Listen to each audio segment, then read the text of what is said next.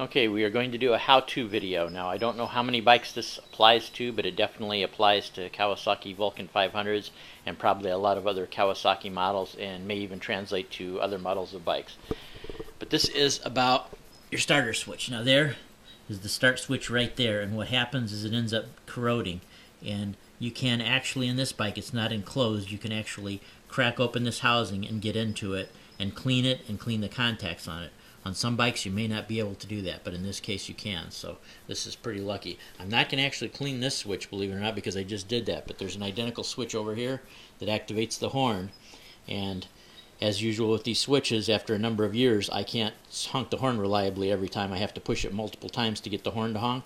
So this switch is identical to the one on the other side, so whatever I show you on this will apply equally to the starter switch, and maybe help you out with some other problems if you think your starter's not working and you think it could be a problem from the solenoid or whatever. Be sure and check and make sure it's not your starting switch. So first off, we're going to remove two Phillips screws back here holding the housing on. I'd already loosened them up a little bit because they were extra tight, so I'm just going to go ahead and pull them the rest of the way off.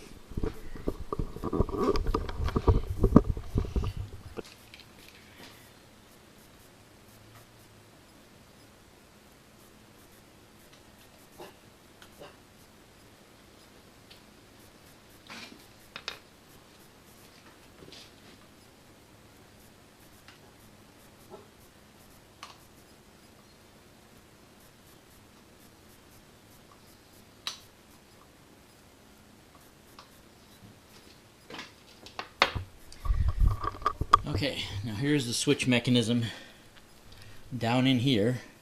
There's one screw holding it there, and there's one screw on the other side. I'm going to take off these two screws, and then the mechanism should come out, and it'll have access to the spring that causes this to retract and bounce back up, which is part of the contact, and there should be also a copper, maybe copper or brass, I'm not sure. I think it looks more like copper, a little copper button that it makes contact with, and that's where the corrosion tends to be on these switches.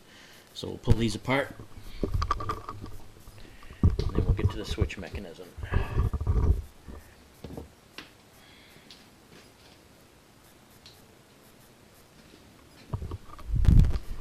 Okay, now this one I can actually see dirt and lint piled up in the switch there. There's the spring.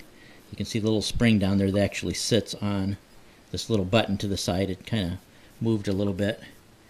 And then here is the other contact right here that needs to be cleaned, and you can see there is some corrosion too, but to me it looks like the main problem is just tons of lint down in there need to be cleaned out. So we'll take that out and do a good clean out. What I usually do myself is I actually just take my pocket knife and I scrape the contact with my pocket knife.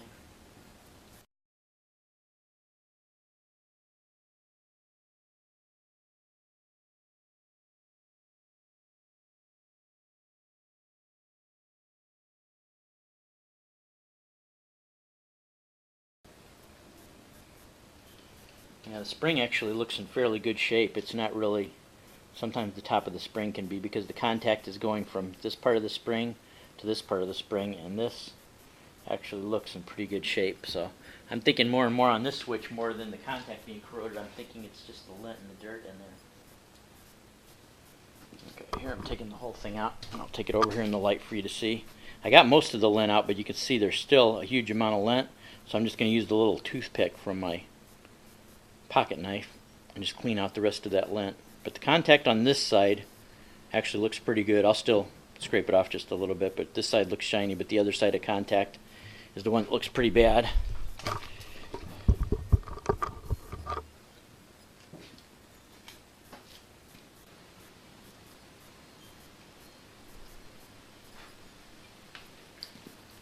Okay, now you should be able to see the surface is nice and bright and shiny, and 90% of the lint is gone in there. So now it's cleaning the other contact.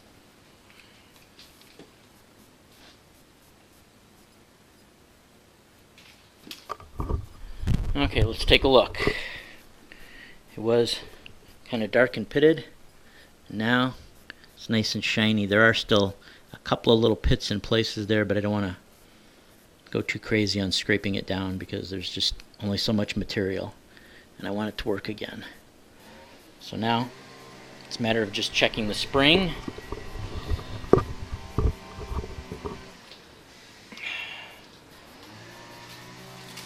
Making sure it's okay.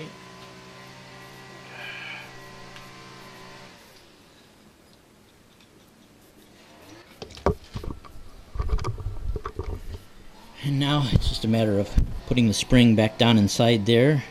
It actually goes this way. This part goes like this, and then it goes down into, if I can get my finger out of the way, the narrow end of the spring goes down into that other contact, and then reassembling it back together. So I'm going to have to do this with 2 hands, so I'll put the camera back down.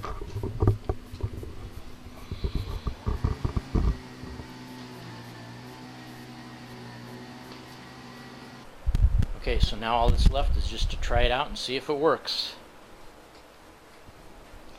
Turn on the key, push the button.